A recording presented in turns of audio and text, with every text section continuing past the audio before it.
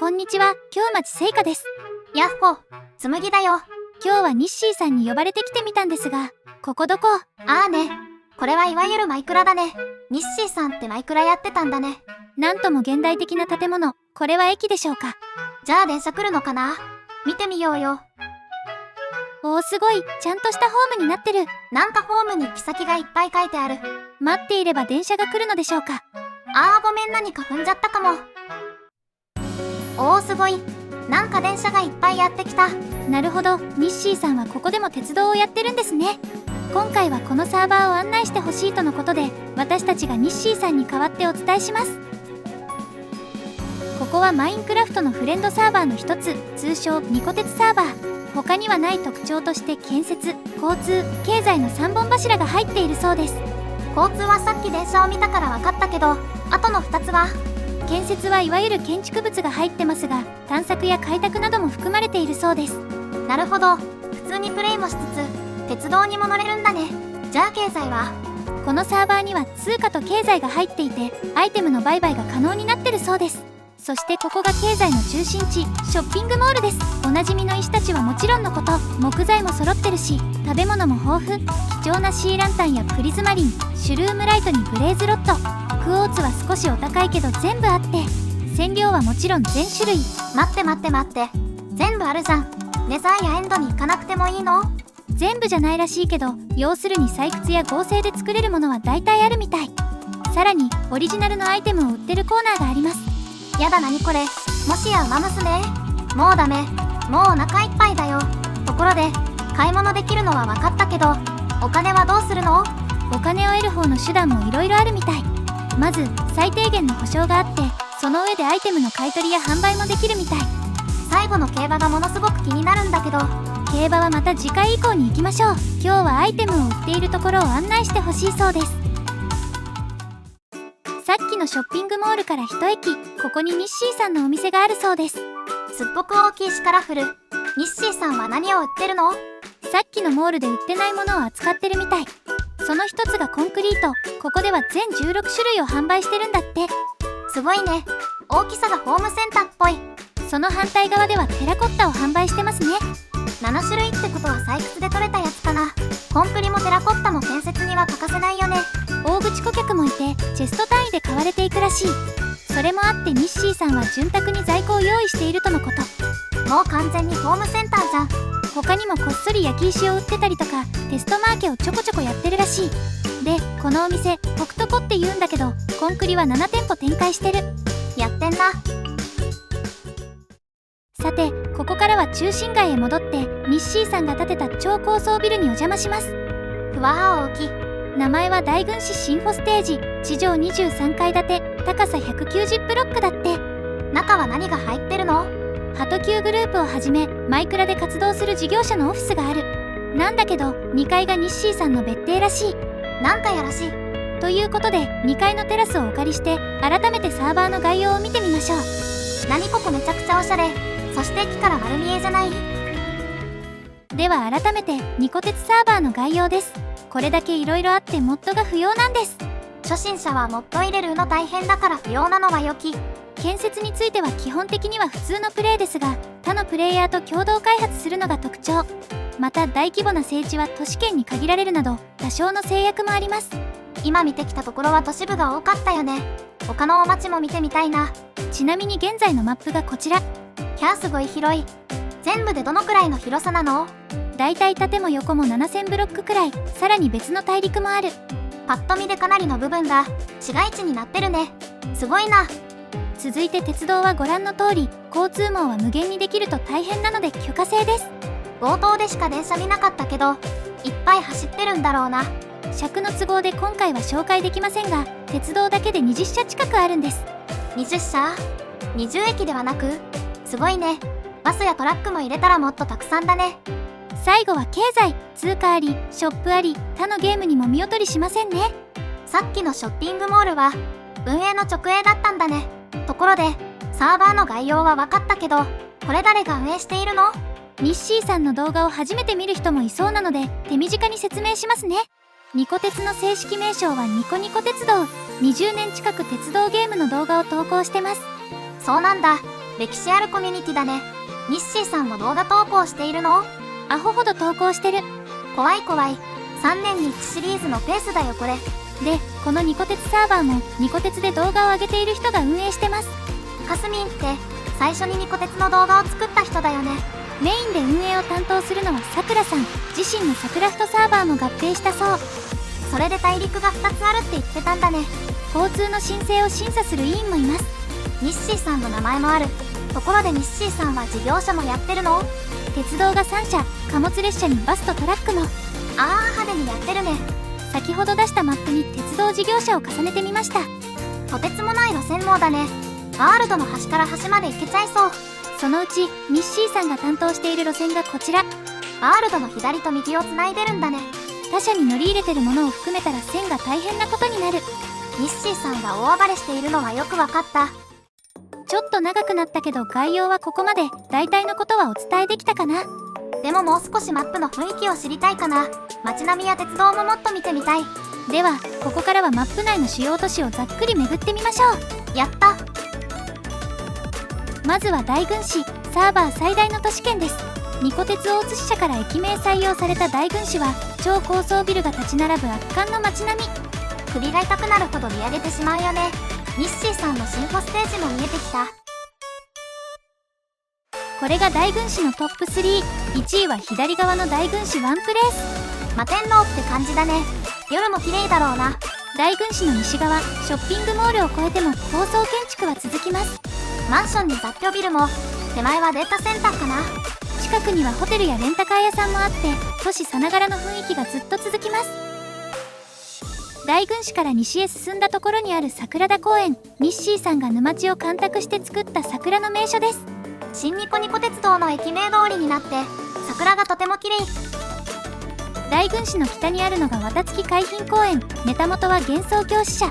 トラップや製材所、貨物駅があるのですが、ニッシーさんの建物だいぶ増えましたね。通称ティラミスだっけ？それっぽい見た目だね。中はどうなってるの？巨大倉庫と地下の大規模工場。やってんな。続いてはマップ中央部に位置する五十鈴橋都市圏。お隣の神戸大会と合わせて紹介します。大郡市に負けないくらい高層ビルが多いね。過去に開催された建築大会でビルのお題が多かったからかもね。ニッシーさんが参加する前の話だから詳しくはわからないみたい。こっちは神戸大会だね。ビルもお店もいっぱいありそう。神戸大会はビルだけにとどまらずモニュメントが多いのも特徴みたいですね。ほんとだ。可愛い子がたくさんいる。